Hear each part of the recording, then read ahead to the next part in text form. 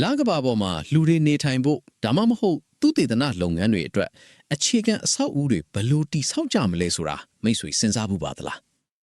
NASA ကတော့အနာဂတ်အတွက်အရေးကြီးတဲ့ဒီမေးခွန်းကိုဖြေဖို့နီလန်းတစ်ခုရှာဖွေနေပါတယ်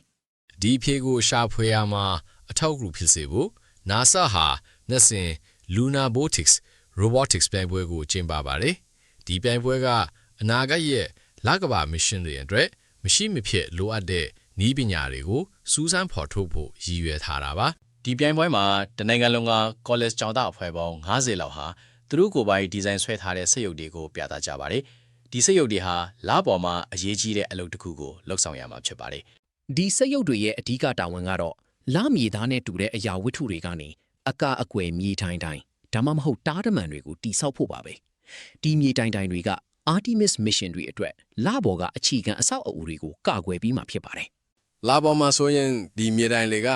လာဆန်းရင်တွေနဲ့လာလွတ်တင်ရင်တွေကဒီထွက်ပေါ်လာတဲ့အပြက်စီးတွေကိုကာကွယ်ပေးနိုင်ပါတယ်။ဒါအပြင်လောင်စာဆီကြိုလောင်ကန်တွေကိုအရေးပေးတာနဲ့နျူကလ িয়ার ဓာတ်အားပေးစက်ရုံတွေကိုဖျားထွက်ရောင်ချီပေးကနေကာကွယ်ပေးတာစတဲ့အကျိုးကျေးဇူးတွေလည်းရရှိမှာဖြစ်ပါတယ် NASA software ရေးဆွဲသူ Kurt Lloyd ကတော့စက်ရုပ်တွေနဲ့မြေတိုင်းတိဆောက်တာဟာလူသားတွေပါဝင်တဲ့လ mission တွေအတွက်အရေးကြီးကြောင်းပြောပါတယ်ပြိုင်ပွဲဝင်ကျောင်းသားတွေဟာသူတို့ရဲ့ engineer ကျွမ်းကျင်မှုတွေကိုတိဆောက်ရင်း NASA ရဲ့အနာဂတ် Artemis mission တွေကိုအထောက်အကူပြုနေတာပဲဖြစ်ပါတယ် NASA ဟာ Lunar Robotics စိန်ခေါ်မှုကို2010ပြည့်နှစ်မှာစတင်ခဲ့တာပါဒီပြိုင်ပွဲဟာကျောင်းသားတွေကို STEM လို့ခေါ်တဲ့သိပ္ပံနည်းပညာ engineer နဲ့သင်္ချာဘာသာရပ်တွေမှာပိုမိုပါဝင်လာစေဖို့ရည်ရွယ်ပါတယ် ဒီနေ့ရဲ့ Lunar Robotics စိန်ခေါ်မှုကိုမေလ19ရက်အင်္ဂါနေ့ကနေ21ရက်ကြာသပတေးနေ့အထိ Florida ပြည်နယ် Kennedy အာကာသစင်တာမှာကျင်းပနေတာပါပြိုင်ပွဲသို့မနက်8နာရီကနေညနေ6နာရီအထိနေ့စဉ်ကြည့်ရှုနိုင်ပါတယ်